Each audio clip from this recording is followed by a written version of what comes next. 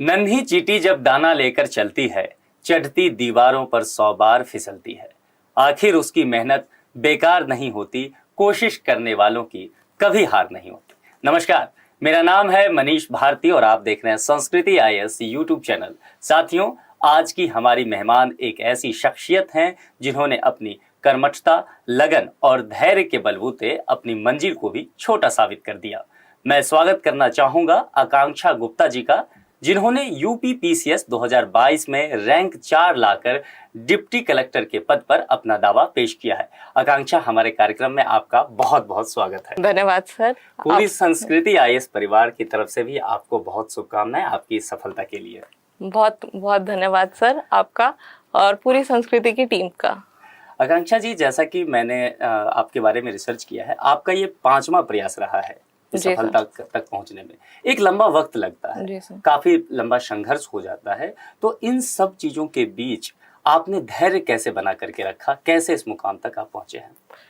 धैर्य तो बहुत जरूरी है, क्योंकि 5 साल लग गए मुझे यहाँ तक पहुँचते हुए। लेकिन जब मन के अंदर एक सपना था कि बनना है हमने कुछ, तो बिल्कुल फिर तो हमें धैर्य बना के रखना ही पड़ेगा। और क्योंकि ये एग्जाम्स जो हैं बहुत कॉम्पिटिटिव भी होते हैं, तो एक एक नंबर के ऊपर सिलेक्शन रुकता है। तो कहीं ना कहीं जब हम इस फील्ड में आते हैं तो हमारे दिमाग में ये होना चाहिए कि हो ना हो ये लॉन्ग ड्रॉन बैटल हो सकती है। जब हम अपने दिमाग में ये रखेंगे, साथ ही साथ लक्ष्य निर्धारित करेंगे, तब हमारा काम हो जाएगा आसानी से। आप इंजीनियरिंग बैकग्राउंड से हैं, कंप्यूटर साइंस इंजीनियर हैं। 5 साल का लंबा वक्त रहा। इस दरमियान क्या हुआ होगा कि आपके जो कॉलेज के छात्र रहे होंगे, आपके साथ के सहपाठी, उनको अच्छी जॉब मिल गई होगी, प्रमोशन, घर, गाड़ी, सब कुछ। तो आपको कभी लगता था, उनसे बात करके कभी हुआ हो तो आपको लगता था कि मतलब ये यहाँ तक पहुँच गए, इनका करियर, और मैं कहाँ इन किताबों में फंसी हुई हूँ अभी तक? तो कैसे मोटिवेट रखते थे उस वक्त? देखिए, इसमें 2 चीज थी। एक तो मेरे साथ थोड़ी वाइस वर्सा वाली सिचुएशन थी। मैंने कंप्यूटर साइंस इंजीनियरिंग इसीलिए किया था क्योंकि मुझे सिविल सर्विसेज में आना था, क्योंकि यहाँ पे सिलेक्शन रेट थोड़ा सा कम रहता है।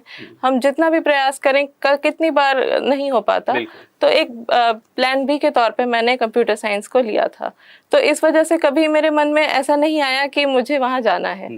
और दूसरी बात है, अगर कभी आता भी था तो जिस दिन 7 तारीख को मेरा रिजल्ट आया, उस दिन मेरे 8-10 फ्रेंड्स का मुझे कॉल आया कि आकांक्षा आप टीवी पे आ रहे हैं। अच्छा। मेरे उस समय इंटरव्यूज चल रहे थे। तो वो जो फीलिंग है कुछ अचीव करने की, वो उस 5 साल के संघर्ष से, या कभी जो डिमोटिवेशन होता है, या कभी ऐसी फीलिंग आती है कि हम पिछड़ रहे हैं, उससे बहुत ही ऊपर थी। वो सारा पूरा हो गया। वो संघर्ष को ही आपने हथियार बनाया। जी बिल्कुल। पहली बार रिजल्ट के बारे में कब पता चला, और जब लगा तो पहला रिएक्शन क्या था? देखिए, रिजल्ट का तो 6 तारीख से हो रहा था कि रिजल्ट आने वाला है, रिजल्ट आने वाला है। और 7 तारीख को भी था, ग्रुप्स पे और इंटरनेट पे काफी मतलब न्यूज रहती है कि जिस दिन रिजल्ट आना होता है। लेकिन फिर भी क्योंकि एग्जाम्स, अब आगे प्रीलिम्स की मैं तैयारी कर रही थी नेक्स्ट ईयर की, तो मैं इतना ध्यान नहीं दे रही थी। जब रिजल्ट आया तो बहुत सारे मैसेजेस आए मुझे, तो मुझे लगा इतने सारे मैसेजेस एकदम से क्यों आ रहे हैं। तो जब मैंने रिजल्ट खोल के देखा तो उसमें मेरा रैंक 4 था, आकांक्षा गुप्ता। अब उसमें मुझे मेरा रोल नंबर याद नहीं था, तो मुझे लगा कि शायद कोई और ही होगा। तो मैं जब रोल नंबर देखने के लिए भाग रही थी, तब एकदम से न्यूज चैनल्स पे फ्लैश होने लगा कि उत्तराखंड की आकांक्षा गुप्ता ने टॉप किया है, मेरी फोटो के साथ। तब मुझे यकीन हो गया कि हाँ, ये मैं ही हूँ। ये जो लंबा सफर रहा है, और आप जानते हैं, आप खुद भी बताए हैं कि सिविल सर्विसेज की प्रिपरेशन जो होती है वो 100 मीटर का रेस नहीं है, मैराथन है अपने आप में। इसमें परिवार का सपोर्ट बहुत चाहिए। आपके घर वालों का कैसा सपोर्ट रहा आपके लिए? जी, मेरे ये अचीवमेंट जो भी हुई है, भगवान के सपोर्ट से, बहुत सारे कोचिंग और टीचर्स के सपोर्ट से, और फैमिली के सपोर्ट से ही हुई है। मेरी फैमिली में हर इंसान ने मुझे हर लेवल पे सपोर्ट किया, क्योंकि मैं बहुत सारे एग्जाम्स इकट्ठे दे रही थी। तो कितनी बार यूपी स्पेसिफिक जो हमें डेटा फैक्ट्स लिखना होता है, उसके लिए मुझे मेरे अंकल हेल्प कर देते थे ला करके, इकोनॉमिक सर्वे, बजट पढ़ के कि ये लिखना है, बस तो टाइम सेव हो जाता था। अच्छा, मैं ये बोलना चाहूंगी, मैं मैथ्स थोड़ा मेरा कमजोर था, तो उसके लिए मेरा भाई ने मेरी हेल्प की है मैथ्स में, तो बिल्कुल। और मेरी मम्मी मेरे को ऑप्शनल में हेल्प कर देती थी। तो बिल्कुल फैमिली के सपोर्ट के बिना, और मेरे फादर वो तो मतलब उनको तो बस एक फोन करने की देर होती थी और वो मुझे कहाँ से कहाँ ले जाते थे, बिल्कुल हेल्प कहीं भी कोचिंग की चाहिए होती थी। तो बिल्कुल फैमिली के सपोर्ट के बिना तो ये मुमकिन नहीं हो पाता। घर में सबसे अधिक किसको यकीन था कि कुछ भी हो जाए, चाहे कितने भी असफलताएं भी मिल रही हो, एक दिन बिटिया जो है अफसर बिटिया जरूर बनेगी? मेरे पापा को यकीन अच्छा, था। सबसे ज्यादा हाँ उनको जी, था। सबसे ज्यादा उनको यकीन था। तो जब रिजल्ट आया तो सबसे पहले आप उनको बताए, या जब वो जाने पहली बार तब उनका रिएक्शन क्या था? उन मेरे पापा को सबसे आखिर में पता लगा है क्योंकि वो ऑफिस में थे और मैं उनका फोन डायल कर रही थी तो उनका कॉल लग नहीं रहा था। तो मैंने अपने चाचा को बताया सबसे पहले, तो उन्होंने बताया और मेरे चाचा कह रहे हैं कि वो मेरे पापा के गले लग गए जाके ऑफिस में कि रैंक 4 आया है। अच्छा। तो उसके बाद वो आए घर पे, तो बिल्कुल हम सब उस समय अभी भी डिसबिलीफ में ही थे, जबकि आधा पौना घंटा हो चुका था और मैं न्यूज पे एक आध बार इंटरव्यू दे भी चुकी थी उस समय तक, लेकिन बिल्कुल यकीन नहीं था। फीलिंग बहुत ही सरियल थी और बस यही था कि अच्छा कर दिया भगवान ने। अच्छा, लड़कियों के लिए हमारे समाज में आप स्थिति समझ रहे हैं, तो इस दौरान कभी घर का प्रेशर या रिश्तेदारों का या कभी होता होगा कि चलो शादी कर लेते हैं, शादी के बाद भी तो पढ़ सकती हो, तो ये सब चीजें आई तो आपने कैसे हैंडल किया? नहीं, मैं इस मामले में बहुत लकी रही हूँ। मेरे को कभी शादी का प्रेशर नहीं आया और एक बार भी इतने सालों में मुझे किसी ने नहीं कहा कि बेटा तुम्हारा हो नहीं रहा है। अच्छा। जबकि ये मेरा 5वां प्रयास था, तो बिल्कुल 4 बार असफलता हाथ लगी थी। और लेकिन जब फैमिली का इतना सपोर्ट था, क्योंकि मैं कह रही हूँ कि वो उनको मेरे से ज्यादा उनको यकीन था कि ये क्लियर कर लेगी एग्जाम, तो किसी ने कभी कोई ऐसी बात नहीं कही जिससे मुझे कोई टेंशन हो। और मैं ये सबको कहना चाहूंगी कि आप अपनी बेटियों को भी ऐसे मत कहें, क्योंकि कहीं ना कहीं उनके दिमाग में एक मेंटल प्रेशर बनता है जिसकी वजह से उनका जो परफॉर्मेंस है वो इम्पैक्ट हो जाता है। निश्चित तौर पर बेटियों को भी पूरा मौका मिलना चाहिए, अवसर मिलना चाहिए, ताकि अपनी काबिलियत को वो साबित कर सकें। सोशल मीडिया का जमाना है, आप यूज करती थी तैयारी के दौरान फेसबुक, इंस्टाग्राम, ये सब? जी बिल्कुल बिल्कुल, मैंने कभी सोशल मीडिया से दूरी नहीं बनाई। इनफैक्ट सोशल मीडिया को मैंने एज अ इंफॉर्मेशन सोर्स रखा फॉर एग्जाम्स। जैसे कि ट्विटर है, ट्विटर पे बहुत सारे IAS IPS ऑफिसर्स प्रोफाइल्स हैं, वो अपने डिस्ट्रिक्ट्स में जो भी काम करते हैं वो उसे ट्विटर पे डालते हैं। तो हम एक काम कर सकते हैं, मैं उसे रीट्वीट कर देती थी, तो वो मेरे एक बुक की तरह मेरे प्रोफाइल में आ जाता था। तो हम एग्जाम्स में कभी हमने कुछ केस स्टडी लिखनी है तो उसको खोलो और उसको यूज करो। आपने स्मार्ट वर्क काफी किया है, तो आंसर राइटिंग में इसका कैसे यूज किया आपने इन सब चीजों को? देखिए, जैसे मैंने कहीं पढ़ा था कि गढ़चिरौली में एक एनीमिया प्रोन बहुत डिस्ट्रिक्ट है ये। तो वहाँ की एडमिनिस्ट्रेशन ने कुछ नहीं किया, बस एक तिरंगा पराठा मिड डे मील्स में इंट्रोड्यूस किया और तिल की चटनी के साथ। अच्छा। वहाँ का माल न्यूट्रिशन रेट 50% से अप्रोक्सीमेटली कम हो गया था। तो मैंने ये मैंने जगह जगह कोट किया है कि एडमिनिस्ट्रेशन छोटे छोटे लेवल पे इतना कर सकता है। अच्छा हो सकता तो मुझे लगता है इससे मेरे मार्क्स काफी बढ़ गए होंगे। आपको अपने लाइफ में पहली बार कब लगा कि मेरे अंदर एक ऑफिसर की क्वालिटी है, मुझे कुछ भी करना हो, चाहे जितना भी मेहनत करनी हो, मुझे बनना तो ऑफिसर ही है?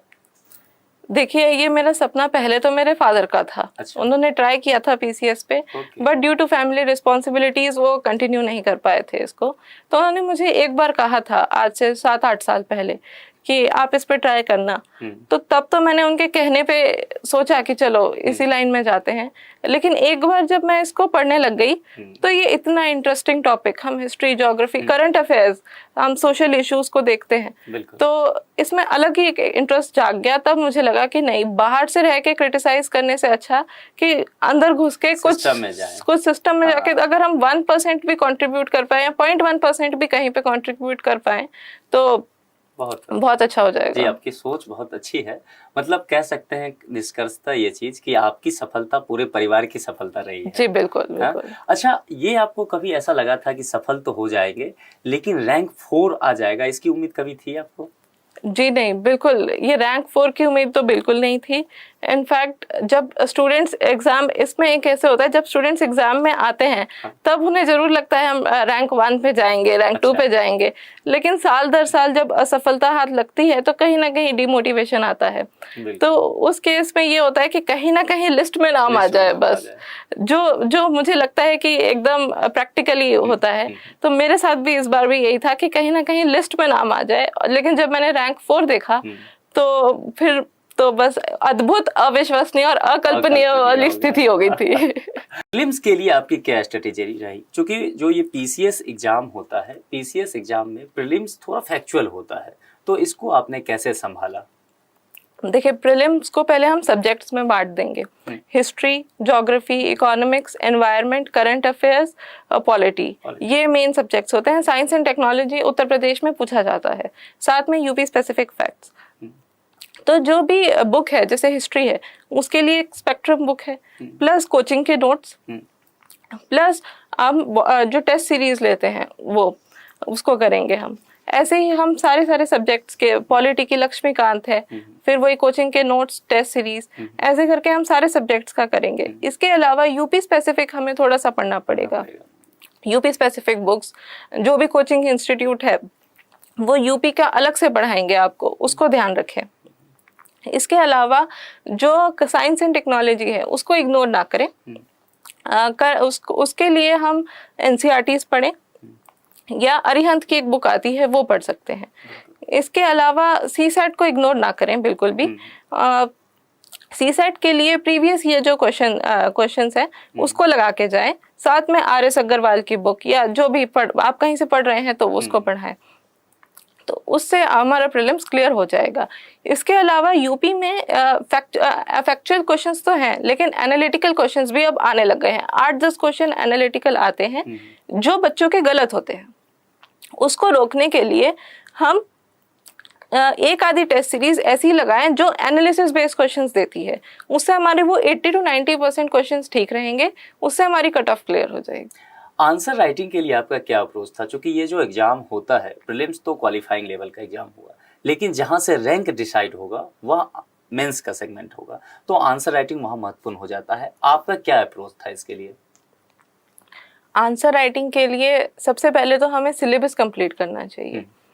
आजकल बच्चे आंसर राइटिंग के पीछे भागते हैं और सिलेबस इग्नोर कर देते हैं, लेकिन एक बात हमें ध्यान रखनी चाहिए, एक कमीशन ने एक सिलेबस दिया है हर पेपर का, और जो पेपर पूरे सिलेबस में से सेट होके आएगा और प्रोपोर्शन इक्वल ही रहेगा। तो पहले सिलेबस कंप्लीट करें, इनफैक्ट सारे पेपर्स के पहले सिलेबस कंप्लीट करें, उसको 2-3 बार रिवाइज करें, उसके बाद हम आंसर राइटिंग की तरफ जाएं।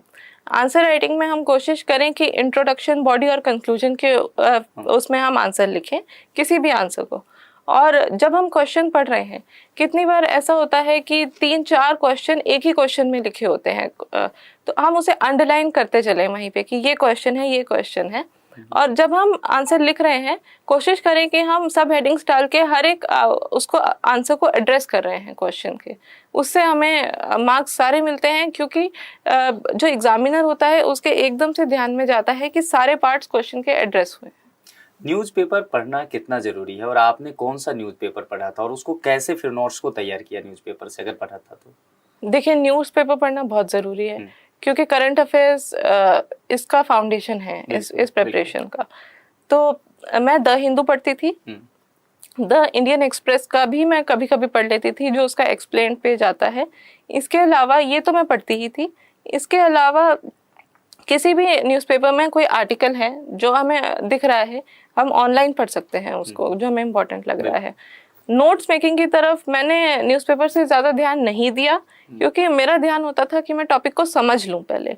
नोट्स हम कोचिंग इंस्टीट्यूट्स जो भी है करंट अफेयर्स की मंथली प्रोवाइड कराते हैं, उसमें वो कवर कराते हैं।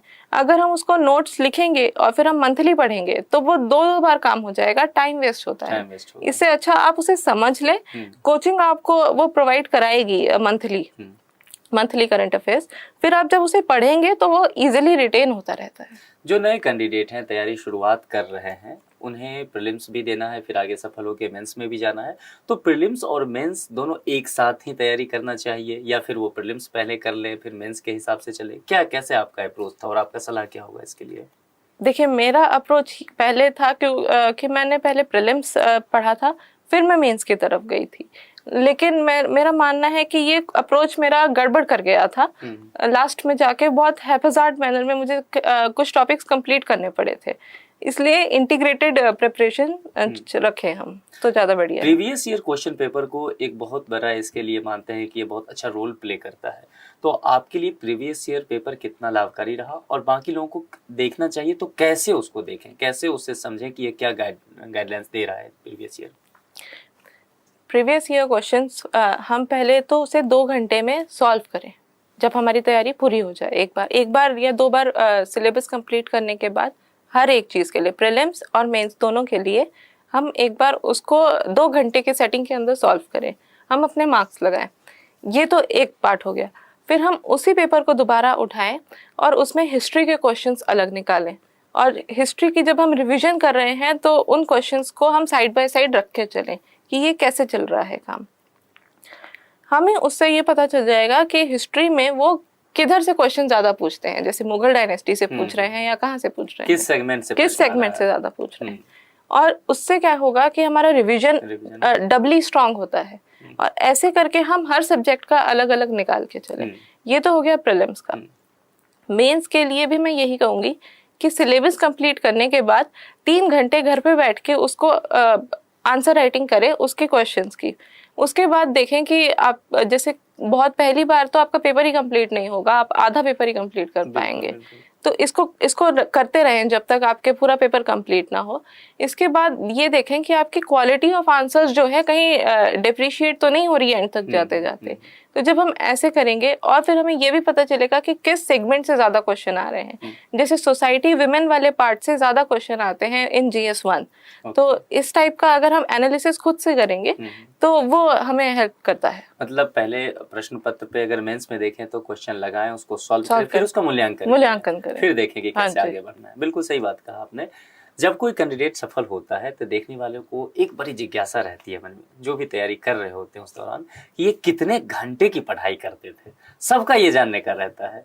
तो काफी लोगों ने पूछा है कि मैम से जरूर पूछिए कि कितने घंटे की पढ़ाई करती थी। तो कितने घंटा था आपका? देखिए, मेरी घंटों की पढ़ाई नहीं थी, ये मेरी 4-5 साल की पढ़ाई थी। और घंटे कभी मैंने बांध के नहीं पढ़े। जब मन करता था मैं तब पढ़ती थी, और जब मन नहीं करता था तब मैं नहीं पढ़ती थी, क्योंकि तब पढ़ के कोई फायदा नहीं है। उससे क्या होगा, दिमाग में प्रेशर आएगा कि किताब खुली हुई है और दिमाग में कुछ जाएगा नहीं। तो जब मन करे तब पढ़े। और मेरा तो ऐसा कोई शेड्यूल भी नहीं था। मैं रात को 2-3 बजे तक भी पढ़ती थी और सुबह कितनी बार 4 बजे उठ के भी पढ़ लेती थी। तो ऐसा कुछ नहीं है।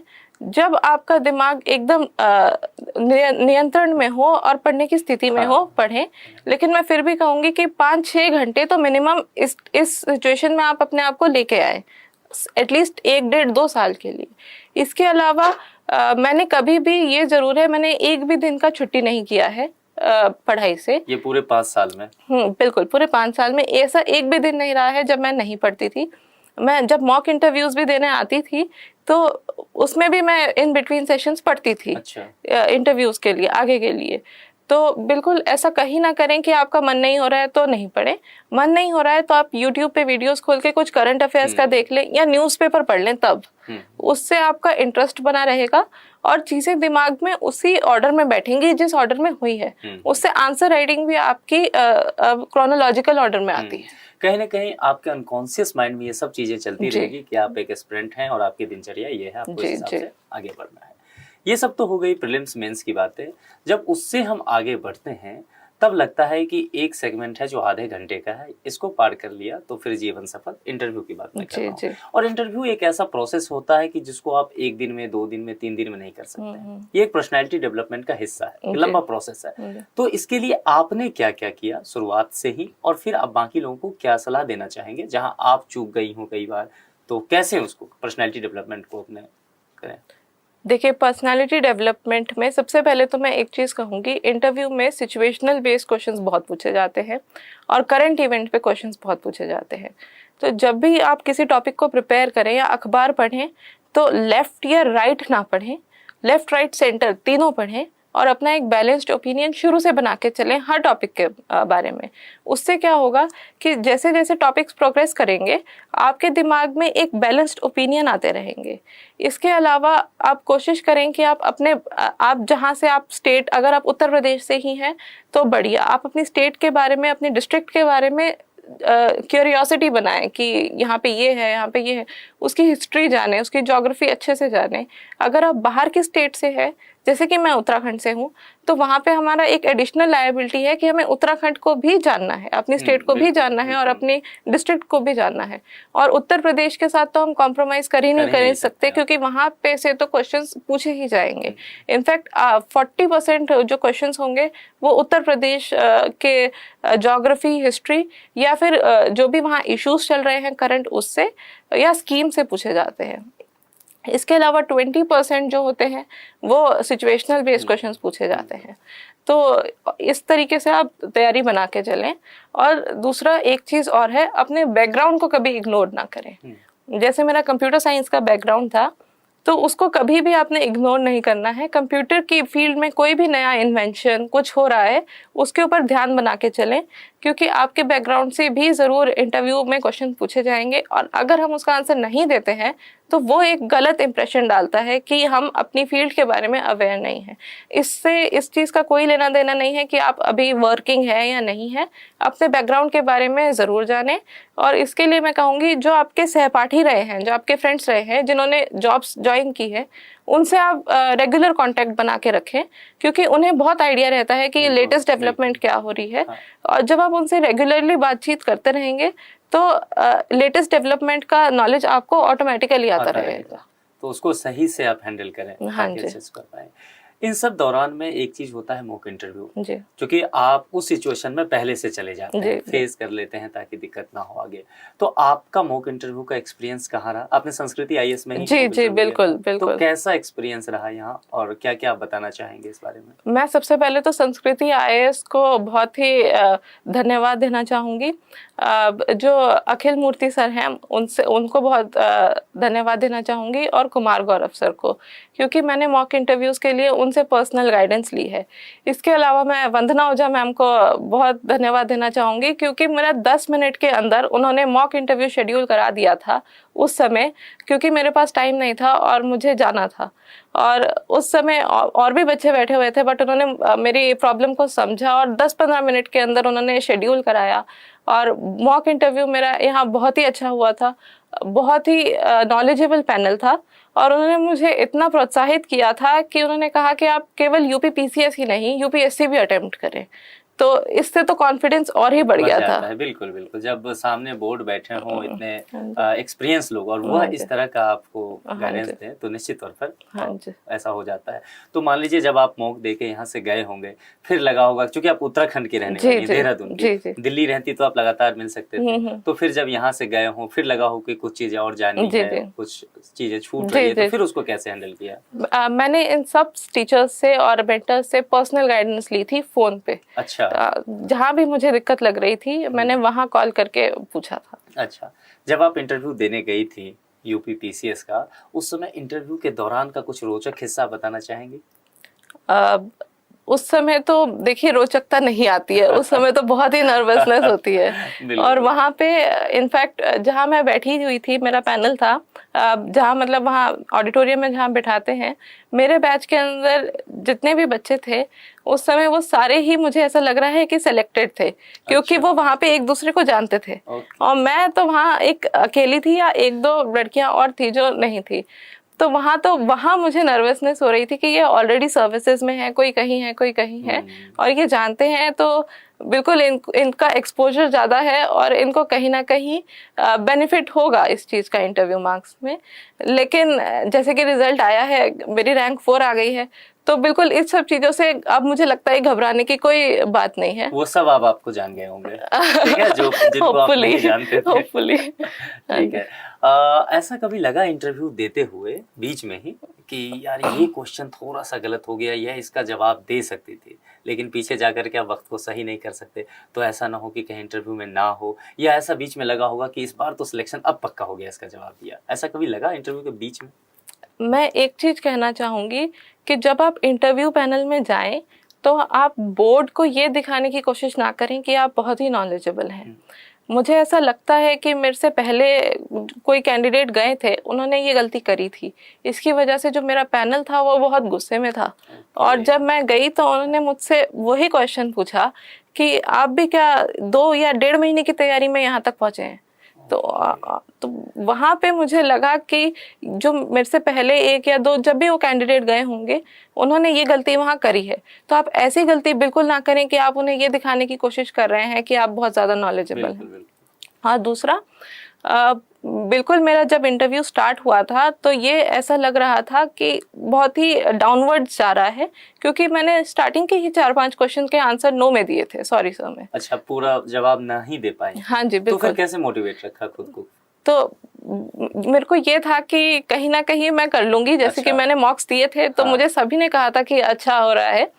तो मैंने उनसे सॉरी मांगा और बहुत ही हम्बली सॉरी मांगा और कहा कि सर ये मुझे नहीं आ रहा है। तो उन्होंने अपने आप ही टॉपिक शिफ्ट किए और दूसरे यूपी स्पेसिफिक या और जो मेरे बैकग्राउंड है उनसे पूछे क्वेश्चंस, वो मैंने ठीक आंसर दिए। तो वो पैनल का जो पैनल का जो मेरी तरफ अप्रोच था वो बदल गया और मुझे लगता है ये पॉजिटिव भी रहा, क्योंकि उन्होंने कहीं ना कहीं ये टेस्ट कर लिया कि शुरू में 5-10 मिनट इतना खराब होने के बाद भी ये लड़की लास्ट तक अच्छा ले आई इंटरव्यू। तो कहीं ना कहीं मुझे लगता है इसमें हेल्प मिला होगा। आपका दबाव झेलना जो है वो आपके फेवर में रहा। हाँ जी, बिल्कुल। लगातार जब कोई कैंडिडेट तैयारी करता है, काफी वक्त गुजर जाता है, शुरुआत में तो सब मोटिवेट रहते हैं कि मेरे को अफसर बनना है, लेकिन कुछ समय बाद जो होता है ये सब यूज टू हो जाता है। आप इसके अच्छे एग्जाम्पल होंगे, क्योंकि आपने लगातार 5-6 साल तैयारी की है, लेकिन आपने खुद को मोटिवेट रखा है। तो वो लोग जो थोड़ा भटकाव आ जाता है फैमिली से, फ्रेंड से, रिलेशनशिप से, तो वो कैसे मैनेज करें इन चीज़ों को? देखिए, भटकाव की इस एग्ज़ाम के अंदर कोई जगह नहीं है। बहुत कॉम्पिटिटिव एग्ज़ाम है, लाखों बच्चे देते हैं और कुछ हंड्रेड्स में सीट्स निकलती हैं। तो अगर भटकेंगे तो ये लाइन आपके लिए नहीं है और बिल्कुल अपना लाइन ऑफ फोकस ठीक रखें। और हाँ, यहाँ ये हो सकता है कि आपका 1-2-3 साल बाद निकले, लेकिन जैसा कि कहा कि कोशिश करने वालों की कभी हार नहीं होती, तो लगे रहें और एग्ज़ाम को समझें, एग्ज़ाम की रिक्वायरमेंट्स को समझें, सिलेबस हमेशा अपने पास रखें और हो जाएगा होपफुली।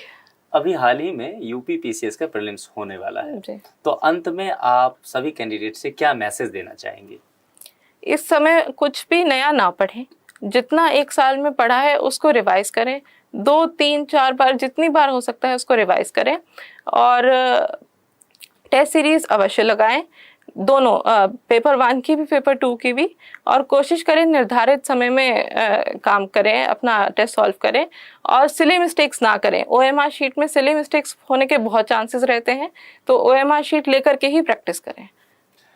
आकांक्षा जी, आपने अपने बिजी शेड्यूल से हमारे लिए इतना वक्त निकाला, आपका बहुत बहुत धन्यवाद। और फिर से एक बार संस्कृति आईएएस की तरफ से आपको बहुत बहुत शुभकामनाएं। Thank you sir. दोस्तों, ये थी आकांक्षा गुप्ता जी, जिन्होंने डिप्टी कलेक्टर के पद पर अपना दावा पेश किया है। अगले कार्यक्रम में हम किसी दूसरे मेहमान के साथ आपसे रूबरू होंगे। तब तक देखते रहिए संस्कृति IAS YouTube channel. Thank you.